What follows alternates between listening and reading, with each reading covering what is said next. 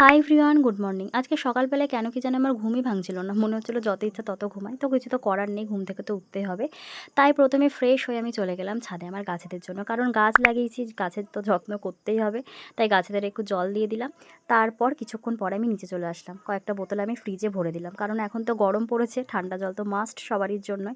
তারপর তোমাদের একটা মজার জিনিস দেখাই। আমার পাখিরাও দেখো শাওয়ারে স্নান করছে। এতটাই গরম পড়েছে।